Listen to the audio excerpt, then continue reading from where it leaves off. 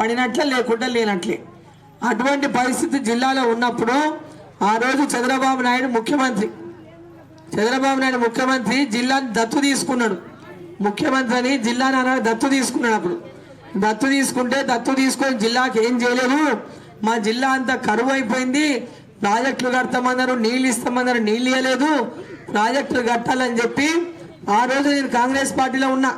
కాంగ్రెస్ పార్టీకి వెళ్ళి అందరూ ఏమంటే పోరాట ఈ నుంచి హైదరాబాద్ దాకా నడుద్దాము, కొట్లాడి చంద్రబాబు నాయుడుతో కొట్లాడదాం ప్రాజెక్టుల కోసం అని చెప్పి ఆ రోజు అందరూ కూడా కాంగ్రెస్ పార్టీ నిర్ణయం చేస్తే నేను గద్వాలకి వెళ్ళి నడిచిన హైదరాబాద్ దాకా. ఎవరు నడిచారో వేరే వాళ్ళు కాంగ్రెస్ పార్టీలో అరుణమ్మ ఒక్కదే నడిచింది. గద్వాలకి వెళ్ళి ఆ రోజు ఇంకా నేను చాలా బలహీనంగా ఉన్నా. ఇప్పుడైనా కొంచెం అప్పుడైతే ఇంకా 20 ఏళ్ళ కిందట, అంటే కరెక్ట్గా 20 ఏళ్ళ కిందట 2003లో ఇదే ఎండాకాలంలో 21 సంవత్సరాలు అయింది. 21 సంవత్సరాల కిందల నేను గద్వాలకి వెళ్ళి హైదరాబాద్ దాకా కాలి నడక ఎర్రటి ఎండల నా వెనక ఎంతో మంది ఆడవాళ్ళు నడిచిండ్రు, రైతులు నడిచిండ్రు. మొత్తం ఇంతజాములు చేసుకొని నడవలే. ఎట్లనే రోడ్డు మీద పోయినాం, ఇట్లా దొక్కితే ఇట్లా పడుకున్నాం, ఇంట్లో బాత్రూమ్లో ఇట్లా వాడుకున్నాం. అట్లనే హైదరాబాద్ దాకా నడిచి కొట్లాడి అధికారంలో లేనప్పుడు కొట్లాడినాం. తర్వాత నేను ఎమ్మెల్యేగా గెలిచిన. ఎమ్మెల్యేగా కూడా టికెట్ ఇవ్వలే కాంగ్రెస్ పార్టీ, ఇండిపెండెంట్ గెలిచిన. అన్ని పోరాటాలు చేస్తే పెద్ద నాయకులు నాకు టికెట్ కట్ చేసారు. ఈ అమ్మ గట్టిగా ఉంది, ఈమె లాంటి వాళ్ళు ముందుకు రానియరాదని కట్ చేస్తే నేను ఇండిపెండెంట్గా పోటీ చేసి ఎమ్మెల్యేగా గెలిచిన. గద్వాల ఇండిపెండెంట్ పోటీ చేసి గెలిచినాక అప్పుడు రాజశేఖర రెడ్డి గారు ముఖ్యమంత్రి అయిండు. ఆయనతో కొట్లాడన్నా, నీకు దాస ఉంది, ఈరోజు మొత్తం మా పాలమూరు అంతా ఎండిపోయింది, కరువు ఉంది, ప్రాజెక్టులు కావాలి పాలమూరు కానీ భీమా, నెట్టంపాడు, కల్వకుర్తి, గోల్సార్ ఈ ప్రాజెక్టులు కావాలి మా జిల్లాకు చేయాలని చెప్పి పట్టుబట్టి ఆ ప్రాజెక్టులను అదే సాధించుకున్నాం.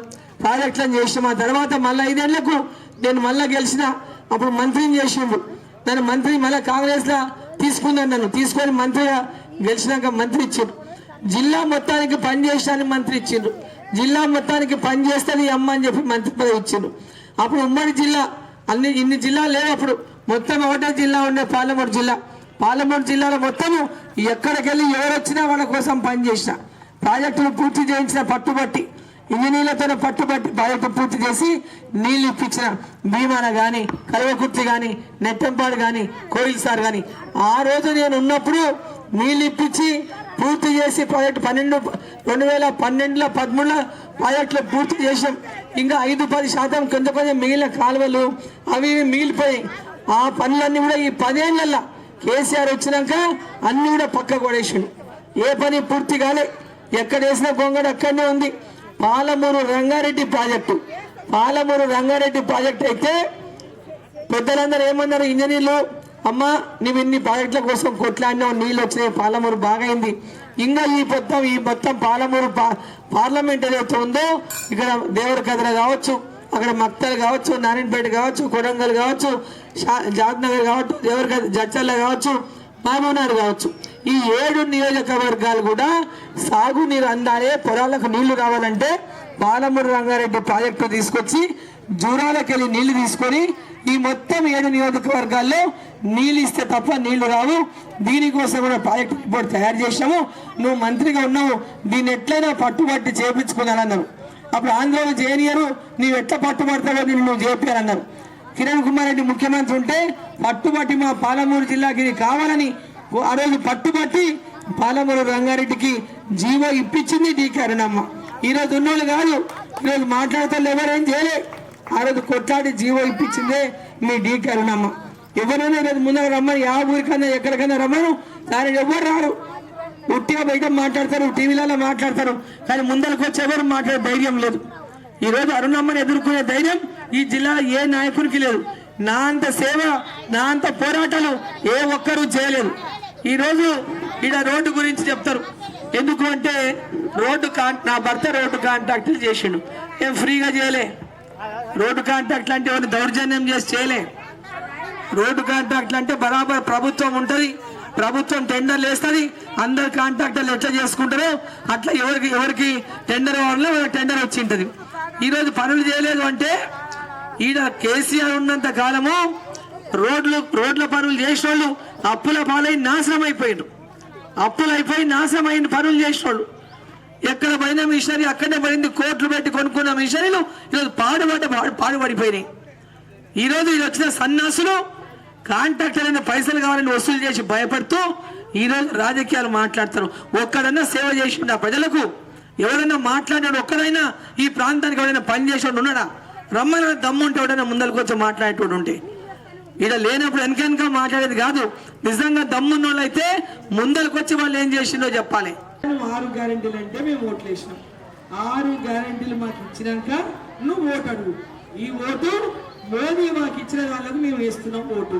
పేదోళ్ళకు బియ్యం ఇచ్చిండు, పేదోళ్ళకు టీకాలు ఇచ్చి ప్రాణం కాపాడిండు, రైతులకి సంవత్సరానికి 6,000, సన్న రైతులకు చిన్న రైతులకు 5 ఎకరాల లోపల ఉన్న పేద రైతులకు అందరికీ వాళ్ళకి ఒక గుంటె ఉన్నా కూడా 6,000 రూపాయలు వాళ్ళ అకౌంట్లో ఇస్తున్నారు. ఎవరైనా అడుగుతున్నారా మాకు వేయలేదని? డైరెక్ట్ వాళ్ళ అకౌంట్లో పడుతున్నాయి ఇవాళ. అంతే, ఒక్క గుంట భూమి ఉంటే కూడా 6,000 వస్తున్నాయి. ఈరోజు ఆ కుటుంబాలని మరి రుణం తీసుకున్నారా లేదా? నరేంద్ర మోదీ ఎవరు అడగకుండానే ఇచ్చిండు. ఆయన హామీ ఇయ్యలే, నేను ఇది చేస్తా అది చేస్తా అని చెప్పలే. ప్రజలకు ఏం అవసరం ఉందో వాళ్ళ కష్టం వచ్చినప్పుడు ఆ కష్టాన్ని చూసి పనిచేస్తున్న నాయకుడు నరేంద్ర మోదీ గారు. వీళ్ళకి జూటా మాటలు చెప్పి అధికారంలోకి రాలే. ఆయన ఏమంటాడు? ప్రజలు ఓటు వేయకున్నా పర్వాలేదు, నేను ఈ దేశం కోసము దేశాన్ని ప్రజలను మోసం చేయను, ఈ దేశాన్ని ఆగం చేయను. ఈరోజు నేను పాటు చేసిపోతే రేపు తరతరాలు ఈ దేశంలో ఉన్న మన ప్రజలు అనుభవిస్తారు. మనం ఏం చేయగలుగుతామో తప్పకుండా పేదవాళ్ళకు చేద్దాము. ఈరోజు ఊళ్ళల్లో ఉన్నటువంటి పిల్లలకు ఫ్రీగా పేదవాళ్ళ పిల్లలకు చదువు చెప్పాలి, ఫ్రీగా పేదవాళ్ళకు వైద్యం చేయాలి. పేదవాళ్ళ పైసలన్నీ చదువు మీద పోతున్నాయి పిల్లలకు. వాళ్ళు కూడా మా పిల్లలు మంచిగా చదువుకోవాలని ఎక్కువ డబ్బులు ఖర్చు పెట్టి చదువుకోనికి అప్పులు చేస్తున్నారు. వాళ్ళకి ఏదైనా రోగం వచ్చినప్పుడు అప్పులు చేసి ఆసుపత్రుల్లో కడుతున్నారు. రైతులకు వ్యవసాయం తక్కువ పెట్టుబడితో ఎక్కువ ఆదాయం వచ్చే విధంగా చేయాలి. మహిళా సంఘాలకు లోన్లు ఇవ్వాలి. చిన్న చిన్న వాళ్ళమైనా వ్యాపారం చేసుకుంటామంటే లోన్ ఇచ్చి వాళ్ళని ఆర్థికంగా బాగా చేయాలి. చదువుకున్న పిల్లలకు వాళ్ళు ఏదైనా చిన్న వ్యాపారమా చిన్న పరిశ్రమ పెట్టుకుంటే లోన్లు ఇప్పించి వాళ్ళ కాళ్ళ మీద వాళ్ళు నిలబడాలి, ఇంకో 10 మందిని బతికియాలి, ఈ దేశాన్ని ముందుకు నడిపాలని ఈరోజు నరేంద్ర మోదీ గారు పనిచేస్తా ఉన్నారు. పేదవాళ్ళకి ఏది అవసరమో అది చేయడానికి నరేంద్ర మోదీ గారు సిద్ధంగా ఉన్నారు, కానీ దేశాన్ని అమ్మడానికి సిద్ధంగా లేరు. కాబట్టి ఈరోజు కాంగ్రెస్ పార్టీ వాళ్ళు ఈ దేశం ఏమైనా పర్వాలేదు, ఈ దేశాన్ని ఎవరు ఉగ్రవాదులు వచ్చి బాంబులు వేసినా పర్వాలేదు, కులాల మీద మతాల మీద చిచ్చు పెట్టి కాంగ్రెస్ పార్టీ హిందువులని పూర్తిగా నిర్లక్ష్యంగా చూసి తక్కువ చూపు చూసి ఈరోజు మన లోపల మనల్ని కులాల వారీగా విడదీసే రాజకీయమో మొన్నటి దాకా కేసీఆర్ చేసిండు, ఇప్పుడు కాంగ్రెస్ పార్టీ చేస్తుంది. వాళ్ళంతా కులాల మధ్య చిచ్చు పెట్టి కులాల వారీగా విడిపోయి ఈ దేశాన్ని ముక్కలు చేయాలనేటువంటి ప్రయత్నం చేస్తా ఉన్నారు. మన ధర్మం లేకుండా, మన దేవుళ్ళు లేకుండా, మన గుళ్ళు లేకుండా నాగమైపోతే చూసి ఆనందించాలని కాంగ్రెస్ పార్టీ ప్రయత్నం చేస్తూ ఉంది. నరేంద్ర మోదీ గారిని మీరు మళ్ళీ గెలిపిస్తే రిజర్వేషన్లు తీసేస్తారని చెప్తున్నాడు. నరేంద్ర మోదీ గారు పేదవాళ్ళ కోసం పనిచేస్తుంటే ప్రజలంతా మోదీ మోదీ మోదీ అంటుంటే వీళ్ళు మనల్ని విడగొట్టనికే, కులాల వారీగా విభజించి దేశాన్ని నాశనం చేయనికే, ఈ దేశాన్ని దుండంలో పాలు చేయనికే, ఈ దేశాన్ని శత్రువులో పాలు చేయనికే, ఈరోజు ప్రశాంతంగా తినడానికి కానీ నిద్రపోనికి కానీ దేశంలో చేయడం కోసం ఈరోజు తప్పుడు ప్రచారం చేస్తూ ఉంది కాంగ్రెస్ పార్టీ.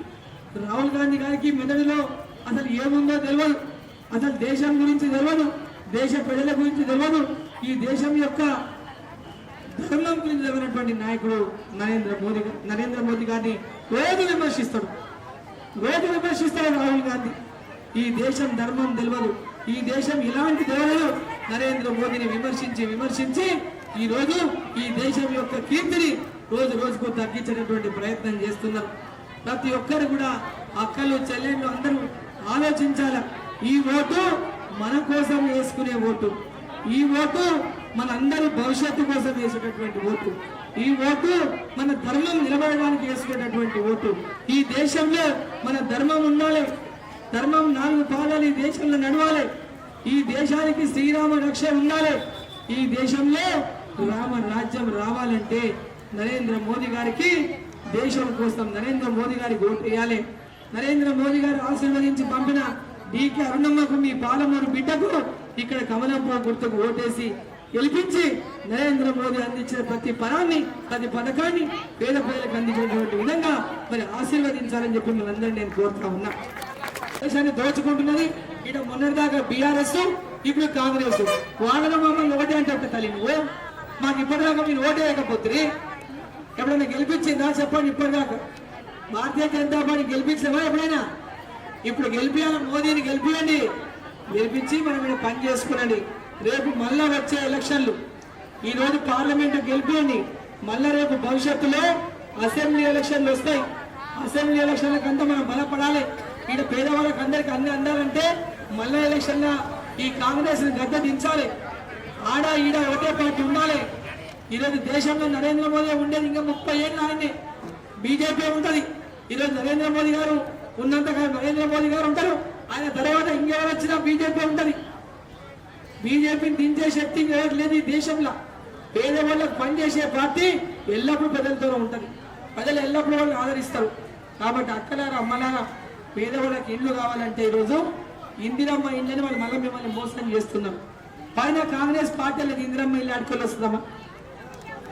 పైన కాంగ్రెస్ పార్టీ లేదు, పైన ఉన్నది నరేంద్ర మోదీ గారు. ఇందిరమ్మ ఇల్లు ఇస్తామని చెప్తారు. నరేంద్ర మోదీ గారు ఇస్తున్న ఇల్లు ప్రధానమంత్రి ఆవాస్ యోజన అని దేశంలో 4 కోట్ల మందికి ఇల్లు కట్టించడం పోయిన 5 ఏళ్లలో.